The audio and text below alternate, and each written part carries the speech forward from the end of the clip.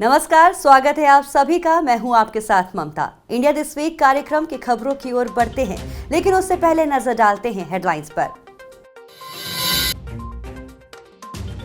PM Modi की अध्यक्षता में हुई कैबिनेट मीटिंग में आत्मनिर्भर पैकेज को मिली हरी झंडी। प्रधानमंत्री आवास योजना, सूक्ष्म खाद्य प्रसंस्करण उद्यमों जैसे अन्य योजनाओं को मिली औपचारिक मंजूरी। सीमा पर भारतीय और चीनी सैनिकों के बीच हुई झड़प। अब पांगोंग त्सो लेक में दोनों देशों के सैनिकों में ठनी चीनी सैनिकों ने पांगोंग लेक में अपनी बोट पेट्रोलिंग बढ़ाई। अम्फान तूफान ने पश्चिम बंगाल और ओडिशा में मचाई तबाही, जानमाल का हुआ नुकसान। प्रभावित राज्यों में काफी तेजी से रेस्क्यू ऑपरेशन चलाया गया। स्विट्जरलैंड के जिनेवा में हुई वर्ल्ड हेल्थ असेंबली की 73वीं बैठक। कोविड-19 की जांच के प्रस्ताव को मिली मंजूरी। भारत चुना गया कार्यकारी मंडल का सदस्य। करीब 1 साल के लिए भारत के हाथ होगी अध्यक्षता। भारत और नेपाल के बीच लिपुलेख और कालापानी को लेकर बढ़ा विवाद। लिपुलेख के रास्ते भारत चीन सड़क मार्ग के उद्घाटन के बाद से बौखलाया नेपाल। जारी किया नया राजनीतिक नक्शा, लिपुलेख और कालापानी को भी जोड़ा। नाबार्ड ने खरीफ और प्री मानसून संचालन के लिए 20,500 करोड़ रुपए के फंड किए जारी। ये फंड सहकारी बैंकों और क्षेत्रीय ग्रामीण विकास बैंकों के लिए फ्रंट लोडिंग संसाधनों के रूप में कार्य करेगा। और भविष्य की हर तरह की चुनौती से निपटने की तैयारी में भारत। भारतीय तटरक्षक बल के सचेत और 2 इंटरसेप्टर पोतों का किया जलावतरण। समुद्री क्षेत्र में बढ़ती चुनौतियों के बीच इनकी तैनाती भारत की सुरक्षा को मजबूती देगी। प्रधानमंत्री नरेंद्र मोदी की अध्यक्षता में हुई कैबिनेट की बैठक में कई अहम फैसले लिए गए। प्रधानमंत्री नरेंद्र मोदी ने कोरोना संकट के इस दौर में भारत की अर्थव्यवस्था को सुधारने के लिए 20 लाख करोड़ रुपए के राहत पैकेज का ऐलान किया था।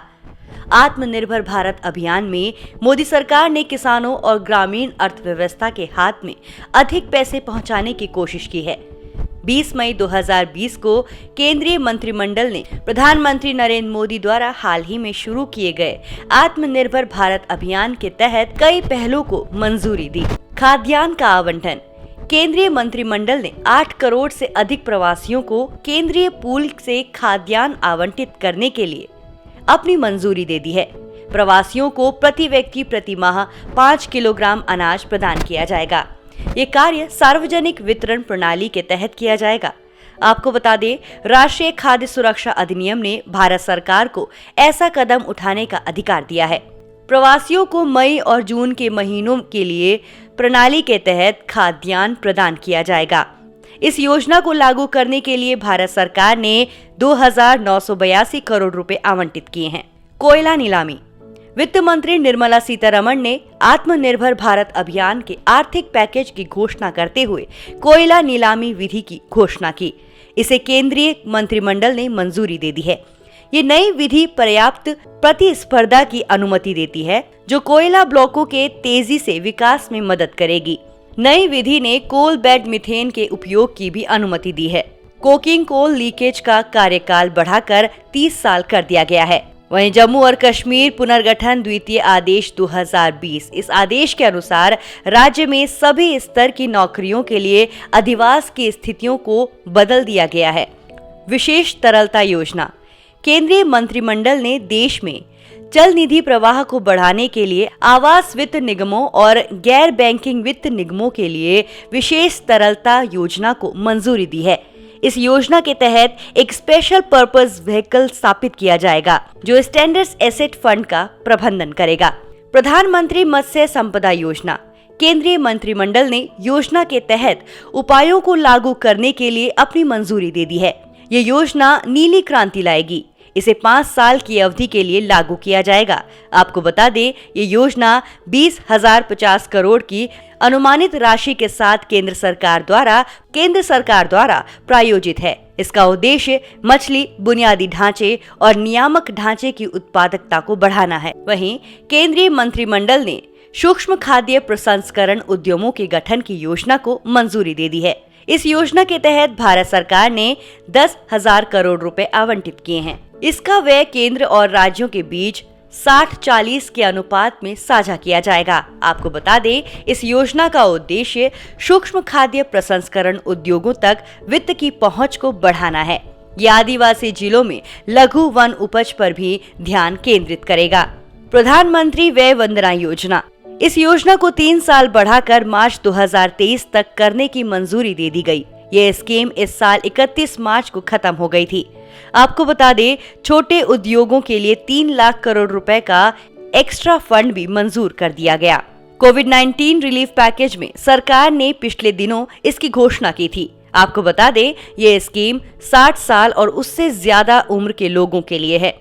इसके तहत सीनियर सिटीजन 10 साल के लिए निवेश कर मासिक या सालाना पेंशन का विकल्प ले सकते हैं। भारत और चीन के बीच मौजूद सीमा, जिसे लाइन ऑफ एक्चुअल कंट्रोल या LAC के नाम से भी जाना जाता है, दशकों से विवाद की वजह रही है। LAC को 3 हिस्सों में बांटकर देखा जाता है: पश्चिमी, मध्य और पूर्वी क्षेत्र। ऐसे कई इलाके हैं जहां दोनों देशों के बीच LAC की बिल्कुल सही स्थिति को लेकर विवाद है। भारत का दावा है कि LAC की लंबाई 3,488 किलोमीटर है, जबकि चीन का मानना है कि ये महज 2,000 किलोमीटर लंबी है। दोनों ओर की सेनाएं अपने हिसाब से LAC की सीमा के मुताबिक गश्त के जरिए इस इलाके में जोर आजमाइश की फिराक में रहती है। इसके मद्देनजर दोनों देशों के बीच छोटे मोटे विवाद जन्म लेते रहते हैं। इसकी मिसाल हाल ही में सिक्किम के नाकुला इलाके में हुई झड़प के तौर पर दी जा सकती है। यूं तो LAC का ज्यादातर हिस्सा जमीन से होकर गुजरता है, लेकिन इसका कुछ हिस्सा पांगोंग सो झील से भी होकर गुजरता है। पानी में मौजूद LAC का ज्यादातर हिस्सा ऐसा है जिसको लेकर चीन और भारत में अभी भी विवाद बना हुआ है।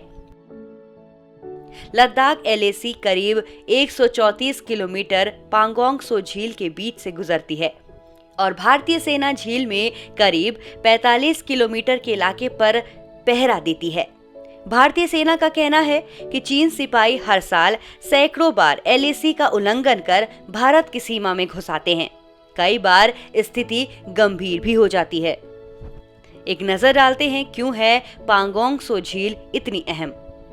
तिब्बती में सो का अर्थ झील होता है।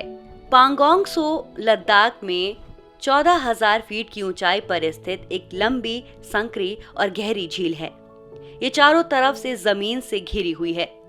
ये झील रणनीतिक रूप से बहुत महत्वपूर्ण है। दोनों देश लगातार इस झील में पेट्रोलिंग करते रहते हैं। पांगोंग सो झील 1962 के बाद से ही जब तब दोनों देशों के बीच तनाव की वजह से सुर्खियों में रहती है। 1962 में चीन ने इसी इलाके में भारत पर मुख्य हमला बोला था।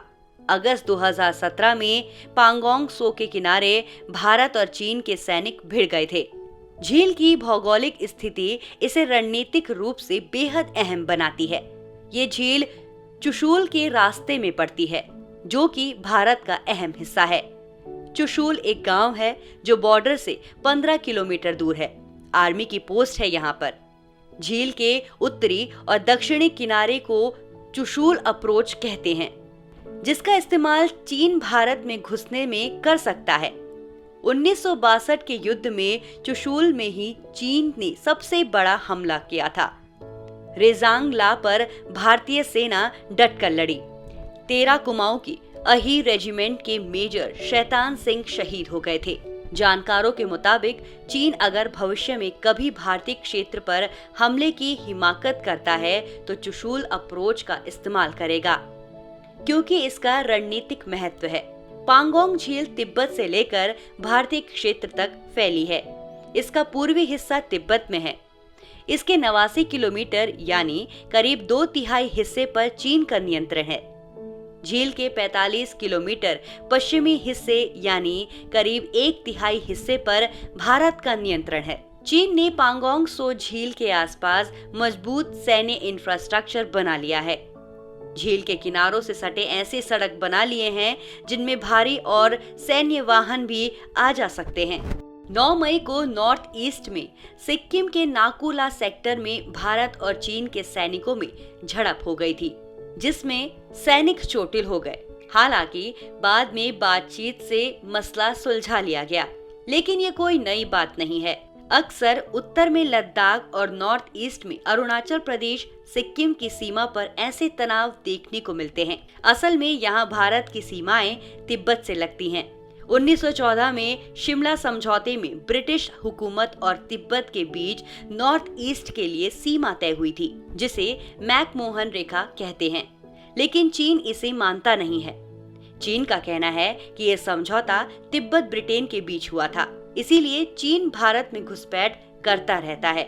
1962 के भारत चीन युद्ध के पीछे सीमा का यही संघर्ष था। थोड़ा पीछे जाएं तो युद्ध की भूमिका तब से ही बन रही थी जब जवाहरलाल नेहरू ने तिब्बती धर्मगुरु दलाई लामा को भारत में शरण दी थी। सीमा तय न होने की वजह से इस तरह के टकराव पहले भी होते रहे हैं। जून अगस्त 2017 में भूटान की सीमा पर डोकलाम विवाद चरम पर था। उस साल भारत के स्वतंत्रता दिवस समारोह में भी चीन के सैनिकों ने भाग लेने से मना कर दिया था। ऐसा 2005 के बाद पहली बार हुआ। एक और समारोह जो 1 अगस्त को चीन में पीपल्स लिबरेशन आर्मी के फाउंडिंग डे पर हुआ करता है, वो भी नहीं हुआ। 19 अगस्त 2017 को पांगोंग झील पर पथराव मारपीट की घटना हुई। इसका एक वीडियो वायरल हुआ जिसमें कथित तौर पर दोनों तरफ के सैनिक झगड़ते दिखे। ओडिशा और पश्चिम बंगाल में अम्फान चक्रवात ने जनजीवन तबाह कर दिया। 160 से 180 किलोमीटर प्रति घंटे की रफ्तार वाले अम्फान तूफान चक्रवाती तूफान अम्फान ने पश्चिम बंगाल में सबसे ज्यादा तबाही मचाई। इसकी वजह से बंगाल में करीब दर्जनों लोगों की मौत की खबर है। तूफान ने हजारों घरों को तहस नहस कर दिया। बड़ी इमारतों को काफी नुकसान पहुंचा। हजारों पेड़ उखड़ गए। दीघा, सुंदरबन और उत्तर 24 परगना, दक्षिण 24 परगना, मिदनापुर और कोलकाता में सबसे ज्यादा तबाही देखने को मिली। तूफान के गुजरने के बाद कोलकाता एयरपोर्ट पानी में डूबा नजर आया। इस बीच एनडीआरएफ यानी नेशनल डिजास्टर रिस्पांस फोर्स, साथ ही तीनों सेनाओं का कार्य सराहनीय है। एनडीआरएफ ने सड़कों से पेड़ हटाने से लेकर प्रभावित क्षेत्रों में बिजली और दूरसंचार सेवाओं को बहाल करने तक बखूबी कार्य किया। अम्फान की तबाही के बाद अब प्रभावित राज्यों में काफी तेजी से रेस्क्यू ऑपरेशन चलाया जा रहा है। आपको बता दें, पश्चिम बंगाल में राष्ट्रीय आपदा प्रतिक्रिया बल यानी एनडीआरएफ की 19 टीमों को तैनात किया गया। दक्षिण 24 परगना में 6 टीमें, पूर्वी मिदनापुर और कोलकाता में 4 टीमें, उत्तर 24 परगना में 3 टीमें, हुगली और हावड़ा में 1 टीम तैनात की गई। चक्रवात अम्फान के लिए राहत कार्यों में भारतीय वायुसेना की ओर से सहायता बचाव प्रयासों के लिए नोडल केंद्रों पर तुरंत कार्रवाई की गई। C-130J, AN-32, Mi-17V5 और ALH मालवाहक विमान और हेलीकॉप्टर तैयार किए। आइए एक नजर डालते हैं राष्ट्रीय आपदा प्रबंधन प्राधिकरण के बारे में। NDMA भारत में आपदा प्रबंधन के लिए शीर्ष प्राधिकरण है। इसकी स्थापना 27 सितंबर 2006 को आपदा अधिनियम 2005 के माध्यम से की गई थी। NDMA भारत में आपदा प्रबंधन के लिए नीतियों को लागू करता है। राष्ट्रीय आपदा प्रबंधन प्राधिकरण या NDMA भारत में आपदा प्रबंधन के लिए नीतियां बनाने, दिशा निर्देशों को जारी करने और भारत में आपदाओं से निपटने के लिए राज्य आपदा प्रबंधन प्राधिकरणों के साथ समन्वय का काम करता है। भारत में आपदाओं के प्रबंधन के लिए राज्य सरकारें जिम्मेदार हैं। भारत सरकार प्रभावित राज्यों को आर्थिक सहायता और मानव सहायता प्रदान करने के लिए जिम्मेदार है, जिसमें राष्ट्रीय आपदा प्रतिक्रिया बल यानी NDRF, सशस्त्र बल और केंद्रीय अर्धसैनिक बलों की तैनाती शामिल है। एक नजर राष्ट्रीय आपदा प्रतिक्रिया बल NDRF पर। भारत में प्रत्येक वर्ष कोई न कोई प्राकृतिक आपदा आती रहती है। इन्हीं नेचुरल क्लैमिटीज से जनता के जान माल की रक्षा करने के लिए भारत सरकार ने वर्ष 2006 में national disaster response force NDRF की स्थापना की, जिसका हेडक्वार्टर अंत्योदय भवन नई दिल्ली में है। एनडीआरएफ लोकल, स्टेट और नेशनल लेवल पर प्राकृतिक और मानव निर्मित हर एक आपदा या डिजास्टर का सामना करने के लिए दिन रात तैयार रहता है। इस संगठन का मुख्य कार्य आपदा प्रभावित क्षेत्र में अपनी सेवाएं देना है। एक नजर आपदा प्रबंधन अधिनियम 2005 पर। इसका उद्देश्य और इसका मकसद आपदाओं का प्रबंधन करना है, जिसमें शमन रणनीति, क्षमता निर्माण और अन्य चीजें शामिल है। आपदा प्रबंधन अधिनियम 2005 की धारा 2D के अनुसार आपदा का अर्थ किसी भी क्षेत्र में प्राकृतिक या मानव निर्मित कारणों से होने वाली घटना, दुर्घटना, आपदा या गंभीर घटना या दुर्घटना या लापरवाही से है, जिसके परिणाम स्वरूप मानव जीवन का पर्याप्त नुकसान होता है या मानव पीड़ा या क्षति और संपत्ति का विनाश या क्षति या पर्यावरण का क्षरण होता है, तथा वो घटना ऐसी प्रकृति और परिणाम की हो जिससे उभर पाना प्रभावित क्षेत्र के समुदाय की क्षमता से परे हो। विश्व स्वास्थ्य सभा ने कोरोना वायरस के स्रोत की पड़ताल करने और इस वायरल संक्रमण के दौरान WHO के कामकाज का स्वतंत्र निष्पक्ष आकलन किए जाने को सर्वसम्मति से मंजूरी दे दी।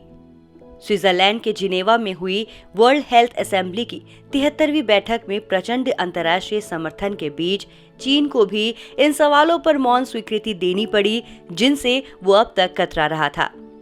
विश्व स्वास्थ्य सभा की बैठक में जिन देशों को कार्यकारी मंडल का सदस्य चुना गया, उनमें भारत का भी नाम है। ये कार्यकारी मंडल विश्व स्वास्थ्य संगठन का दिशा निर्देशन करने वाली संस्था है। अधिकारियों के मुताबिक 22 मई को एग्जीक्यूटिव बोर्ड की बैठक हुई। इसमें भारत की ओर से केंद्रीय स्वास्थ्य मंत्री डॉक्टर हर्षवर्धन को चुना गया। बोर्ड के चेयरमैन का पद कई देशों के अलग अलग ग्रुप में एक साल के हिसाब से दिया जाता है। पिछले साल तय हुआ था कि अगले 1 साल के लिए ये पद भारत के पास रहेगा। डॉक्टर हर्षवर्धन एग्जीक्यूटिव बोर्ड की मीटिंग की अध्यक्षता करेंगे। ये मीटिंग साल में 2 बार होती है, पहली जनवरी और दूसरी मई के आखिर में। WHO के एग्जीक्यूटिव बोर्ड में शामिल 34 सदस्य स्वास्थ्य के क्षेत्र में कुशल जानकार होते हैं, जिन्हें 194 देशों की वर्ल्ड हेल्थ असेंबली में 3 साल के लिए बोर्ड में चुना जाता है। फिर इन्हीं सदस्यों में से एक साल के लिए चेयरमैन बनता है। इस बोर्ड का काम हेल्थ असेंबली में तय होने वाले फैसले और नीतियों को सभी देशों में ठीक तरह से लागू करना होता है। महत्वपूर्ण है कि कोरोना संकट के बीच 18 और 19 मई को हुई विश्व स्वास्थ्य सभा में पारित प्रस्ताव पर क्रियान्वयन की रिपोर्ट को अगली वर्ल्ड हेल्थ असेंबली बैठक के सामने रखने की जिम्मेदारी कार्यकारी बोर्ड पर ही है। ऐसे में भारत की अगुवाई में काम करने वाले बोर्ड की भूमिका महत्वपूर्ण होगी। बोर्ड के अधिकतर देश उस प्रस्ताव को आगे बढ़ाने वालों में शामिल थे जो इस मामले की मुकम्मल पड़ताल चाहते हैं। 18 मई 2020 को national bank of agriculture and rural development ने 20,500 करोड़ रुपए जारी किए। ये फंड सहकारी बैंकों और क्षेत्रीय ग्रामीण विकास बैंकों के लिए फ्रंट लोडिंग संसाधनों के रूप में कार्य करेगा।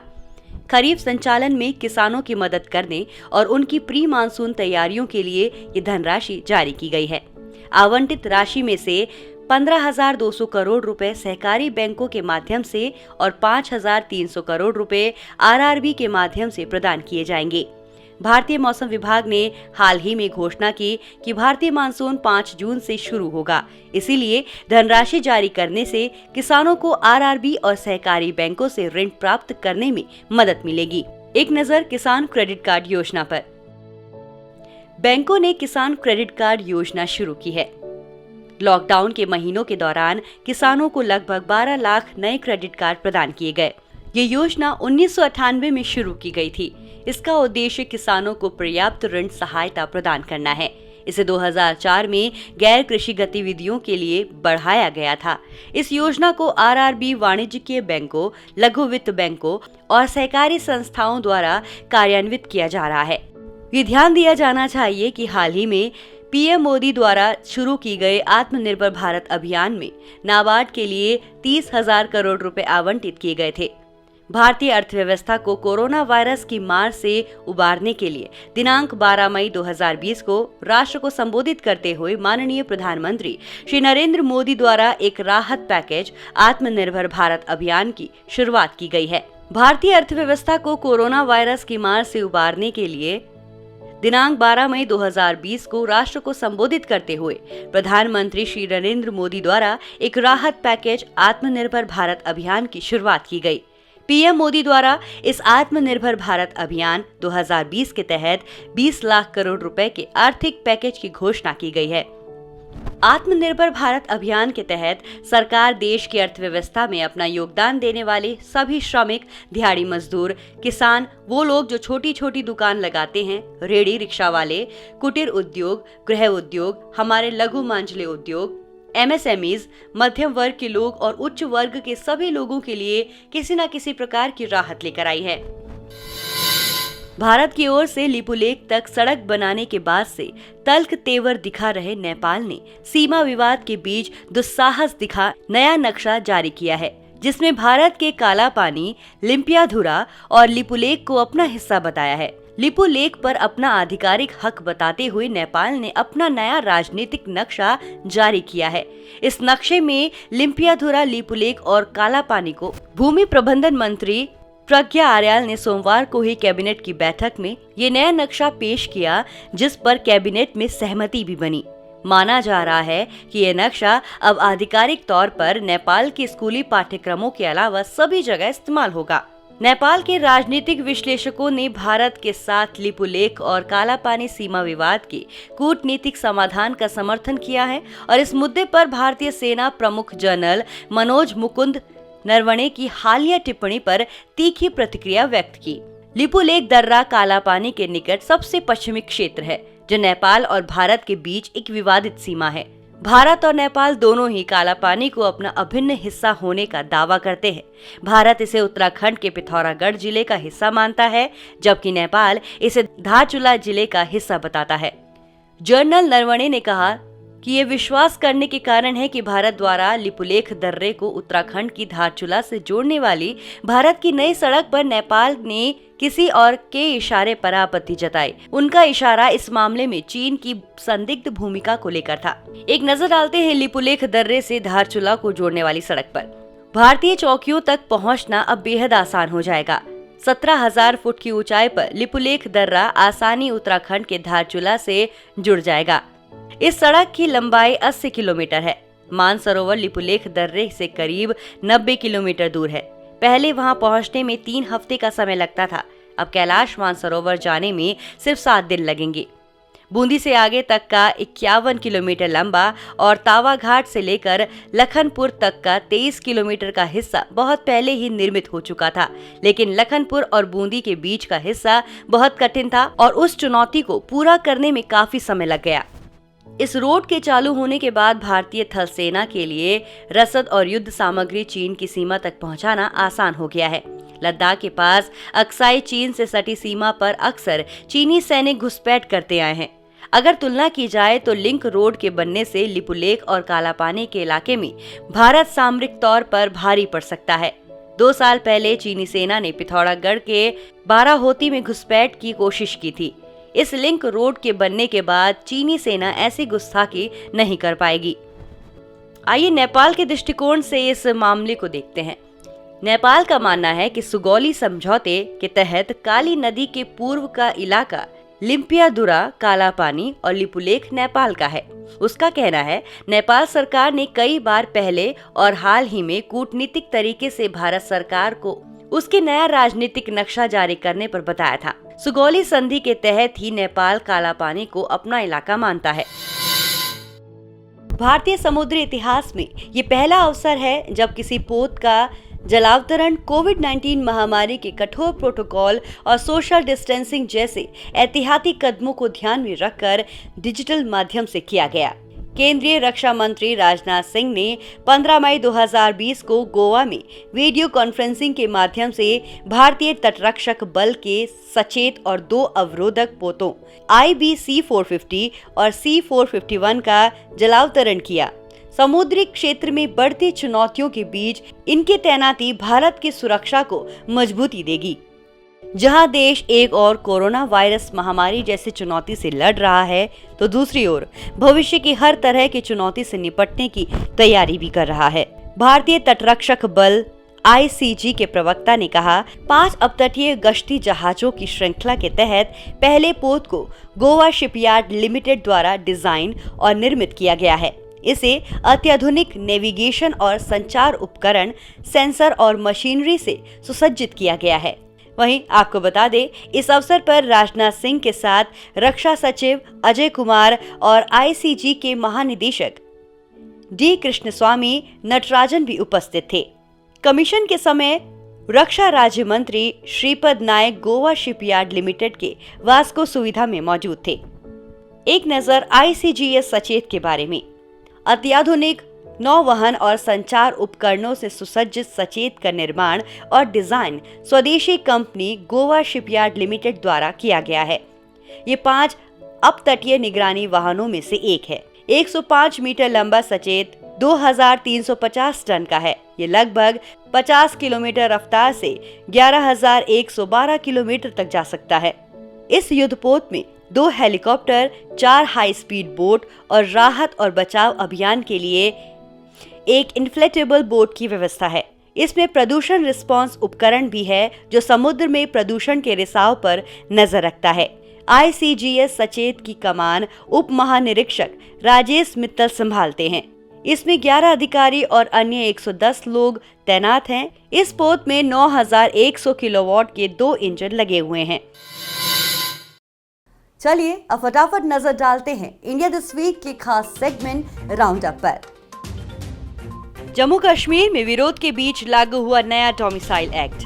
नए डोमिसाइल नियमों के मुताबिक कोई व्यक्ति जो जम्मू कश्मीर में कम से कम 15 साल रहा है और 10वीं या 12वीं का एग्जाम यहाँ के किसी संस्थान से पास कर चुका है तो वो जम्मू कश्मीर का निवासी कहलाने का हकदार होगा। जम्मू कश्मीर प्रशासन ने नए डोमिसाइल सर्टिफिकेट रूल्स 2020 को लागू कर दिया है। इसी के साथ प्रदेश में स्थानीय नागरिक प्रमाण पत्र की जगह डोमिसाइल सर्टिफिकेट जारी करने के लिए 15 दिन का समय निर्धारित किया गया है। पश्चिमी पाकिस्तानी शरणार्थी, सफाई कर्मचारी और दूसरे राज्यों में शादी करने वाले महिलाओं के बच्चे भी अब डोमिसाइल के हकदार होंगे। आवेदक को इसके लिए राशन कार्ड, शिक्षण रिकॉर्ड आदि पेश करने होंगे। भारतीय वायुसेना ने 8000 करोड़ रुपए की 3 बड़ी अधिग्रहण परियोजनाओं को रोकने का निर्णय लिया। वायुसेना प्रमुख RKS भदौरिया ने 18 मई को सूचित किया कि सेना अतिरिक्त पिलाटस बेसिक ट्रेनर विमान खरीदने की अपनी इस योजना को अब आगे नहीं बढ़ाएगी। अतिरिक्त होक खरीदने की भी योजना थी, लेकिन फिलहाल इस खरीद को भी रोक दिया गया है। एक अन्य जगुआर री इंजनिंग योजना भी थी जो पूरी तरह से आयात पर निर्भर थी, लेकिन वायुसेना ने इस परियोजना को भी रोकने का फैसला किया है। इस योजना के तहत जगुआर लड़ाकू विमानों को अमेरिका के हनीवेल कॉरपोरेशन के नए इंजनों से लैस किया जाना था।